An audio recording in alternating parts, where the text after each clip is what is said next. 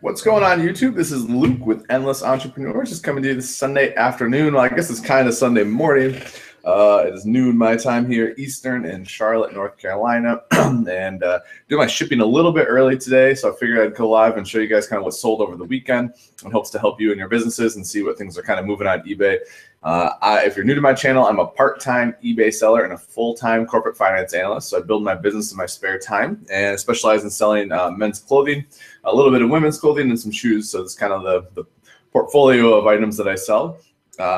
This football Sunday now that football season's back, I've been having to tweak my schedule a little bit. Although my Giants are absolutely pitiful and we might have the worst offensive line in football, I still feel that allegiance to at least watch the game while I'm listing or doing something else. So needless to say, here I am, live for you guys and show you what sold. I got a bin full of all the sales since Friday. Some of these are like midday Friday. I actually am a little late on shipping some things from Friday. So it's pretty much like from Friday noon and on, but I just want to share with you guys what they are. They are pre-packed in plastic, so I do apologize for that. I mean, you'll be able to see the label in some cases, and in other cases you won't, but I'll tell you what I paid for it, what I bought it for, and those sort of things. So let me just check the chat, make sure my sound is good. Looks like we're good. All right. So I'm just going to jump right in, guys, give you the value up front here, show you what sold. And yes, I see some comments. I will be live later with Chris.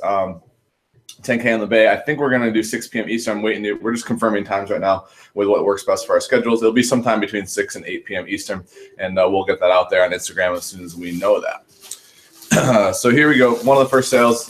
We're kind of shifting towards that fall, colder weather time. So I've seen sweaters are moving a little faster.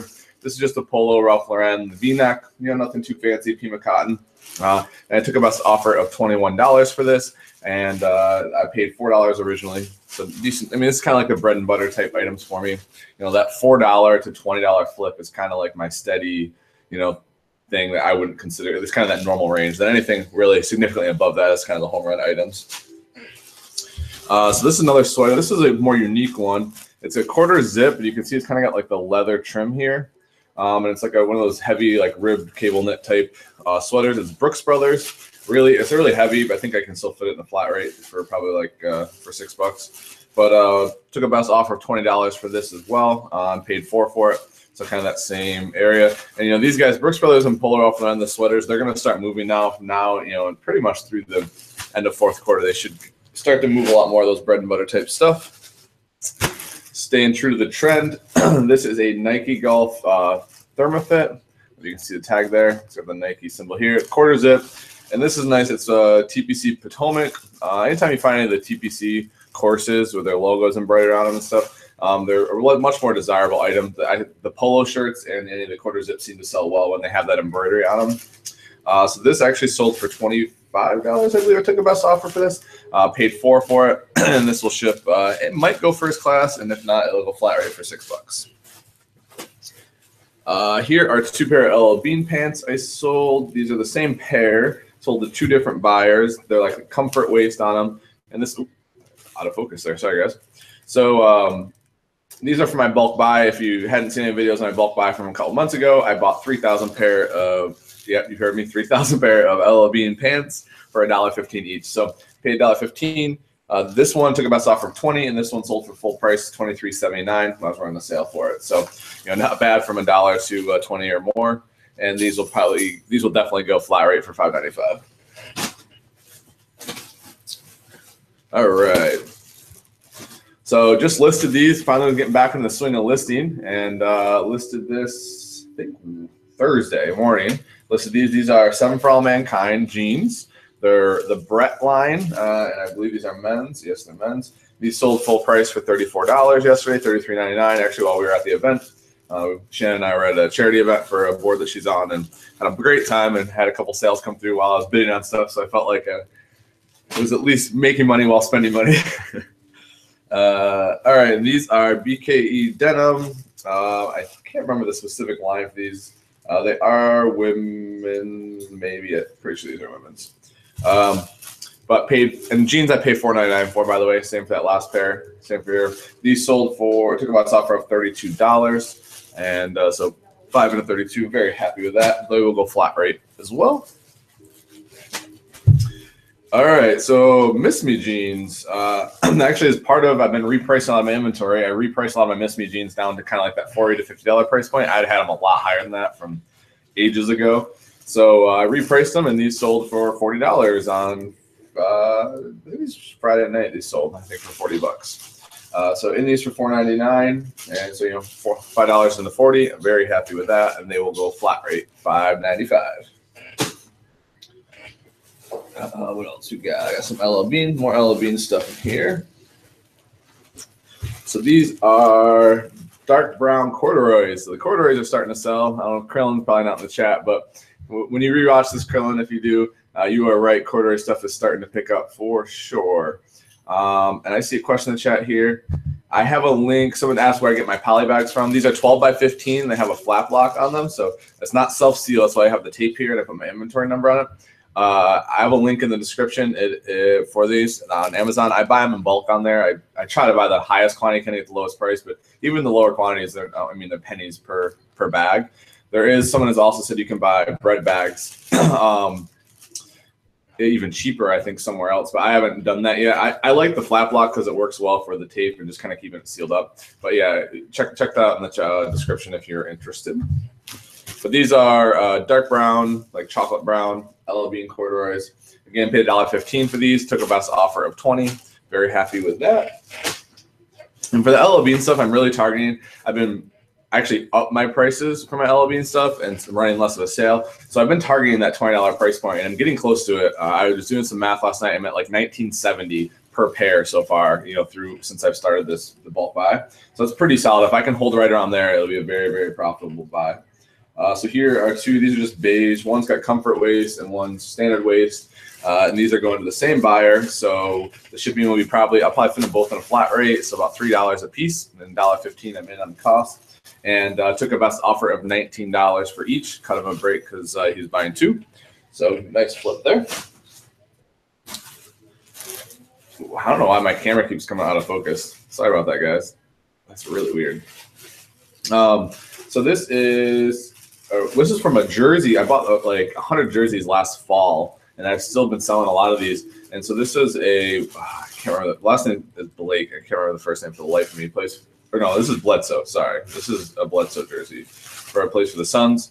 Sold it for $45. Took a best offer. I paid $12.50 for this. When I bought the lot, it was $12.50 for like 100 jerseys. So I've been selling these at a pretty decent clip still. I mean, at least a couple of them a month for $35, $40 or more. So pretty nice. As you can transition each sports season, they become more desirable. Been selling a lot of football jerseys lately, coming into the NFL season. So decent flip. That'll go first class for sure. All right. So sold a blazer. And this is a YSL blazer, Yves Saint Laurent. Sold this took a best offer of $45. I was in it for $4.99. And it's just like a standard like navy woven type pattern. I can't show you the label on it, but YSL blazers always do decent for me. The tricky part with them is they usually don't have sizes in them, so you got to do a good job estimating. But 5 into 45, I'm always happy with that ROI. And that will go flat rate for $5.95. A couple more items here, guys, and then I will take some Q&A at the end for anyone. So this is a Nike Dry Fit, and it's got the Army logo on it. And you can't see it's kind of covered by the tape, but really cool. Black stripes, got like the gold swoosh with the gold Army logo there. Took a best offer of $20 for this, in it for $3.99.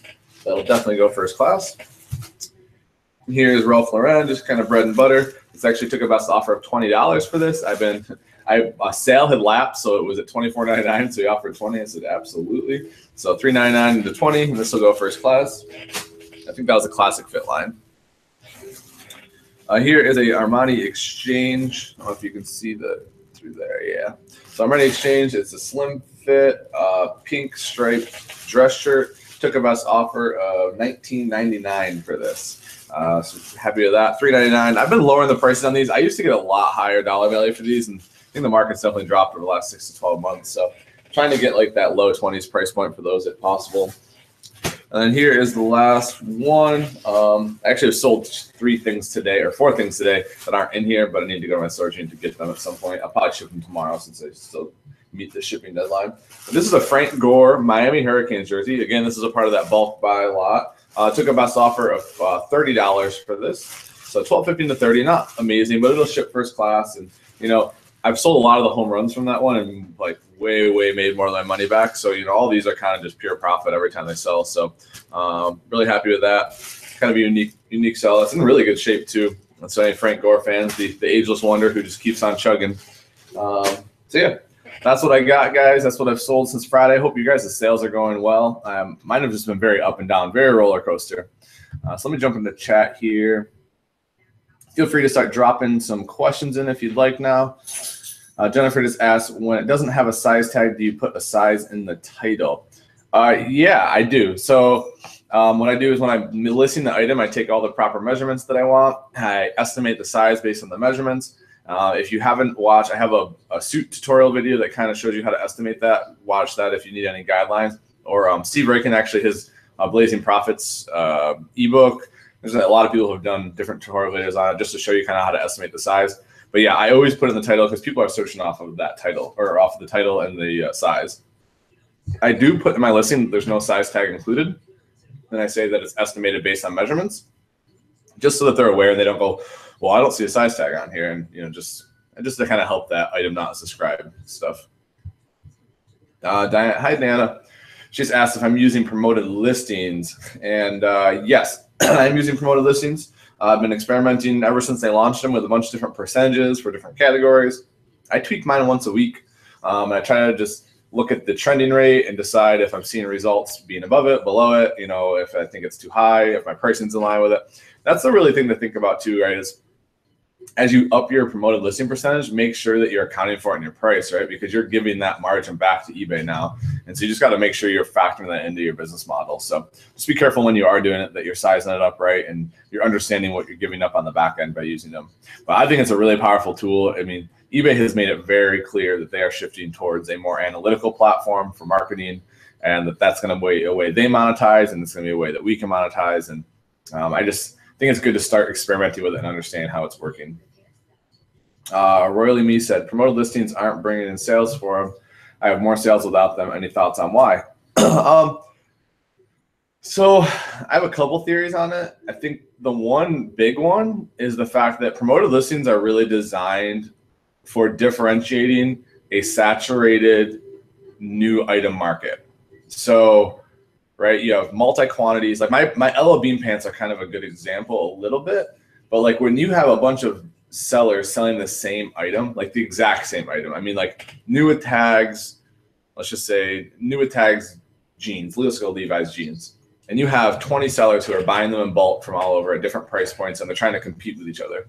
Promoted listings that's where that's really designed, because people, when they're looking for new inventory, they're going to look for deals and those promoted sections. And I think that's where it really can separate you. Whereas used clothing, it's just so different. I think it does help. No doubt it's helping.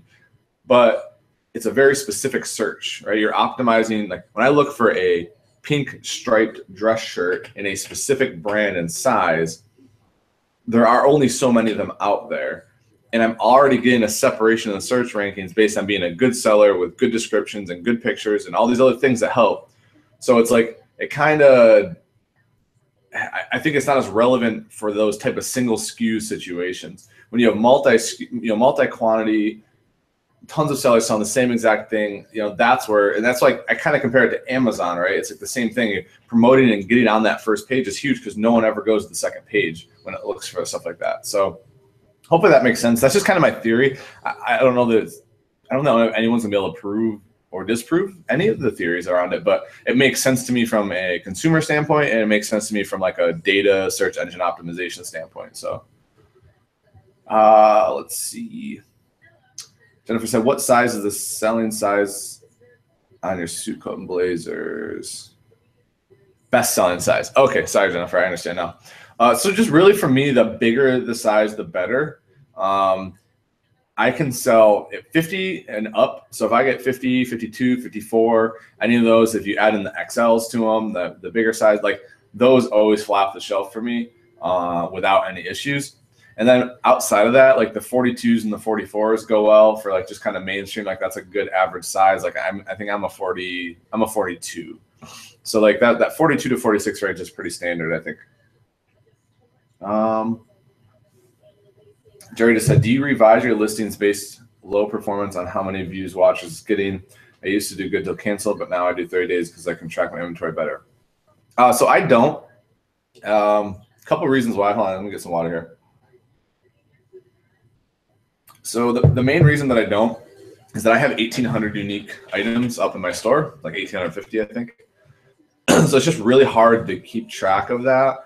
And it's really labor intensive if I did that every 30 days and track that.